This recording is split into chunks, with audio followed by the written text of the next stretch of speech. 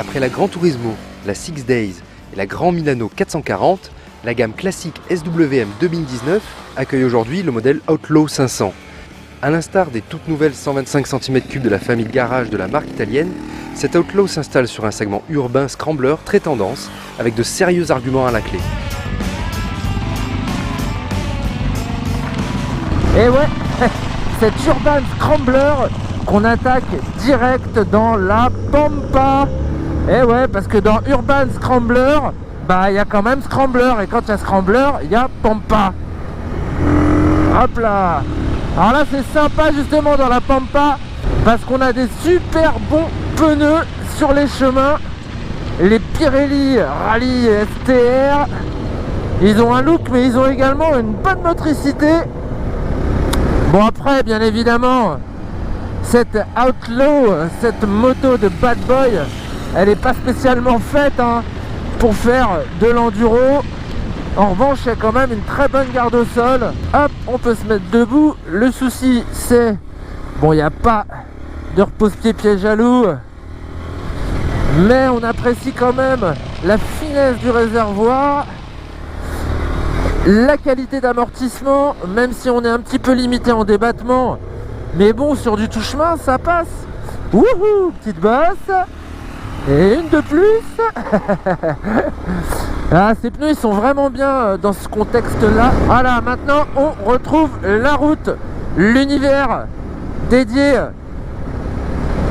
à cette Outlaw 500. Alors vous auriez noté évidemment Outlaw 500, mais qu'est-ce qu'ils ont fait chez SWM? Ils ont changé le moteur? Pas du tout, ils ont simplement changé l'appellation. Le moteur serait exactement le même que sur les 440 de la famille classique SWM, mais moi je pense fatalement qu'il y a eu des évolutions moteurs, parce que déjà je trouve que le mono 445,3 vibre moins que sur les précédentes versions que j'avais essayé. En fait il vibre que lorsque l'on arrive dans les tours au-dessus de 7-8 000 tours. Avant cela il est bien plus rond qu'auparavant. La transmission elle est toute douce.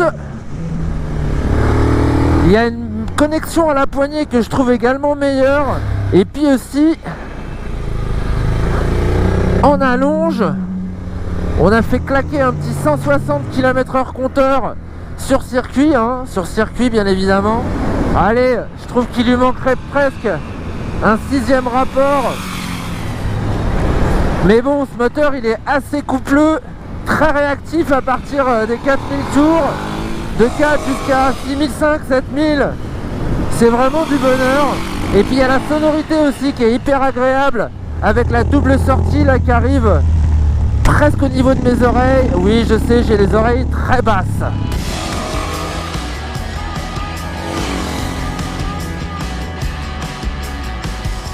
Heureusement, on ne les voit pas grâce à ton casque. En revanche, ce que l'on voit très bien en effet, c'est cette ligne d'échappement haute dont les deux silencieux sont équipés de grilles de protection.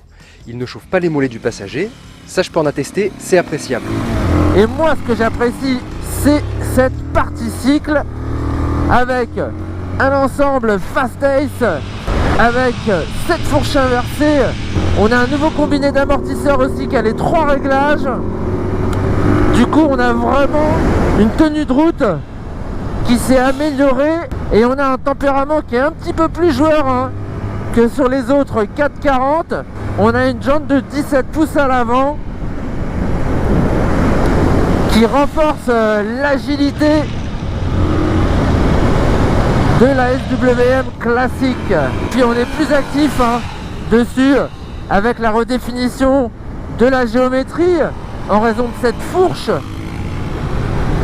et l'évolution de la position de conduite aussi, avec ce guidon quasiment droit qui porte sur l'avant. Ces suspensions elles offrent un super toucher de route, elles sont assez utiles pour dynamiser les transferts, et puis elles offrent vraiment un bon confort à l'ensemble.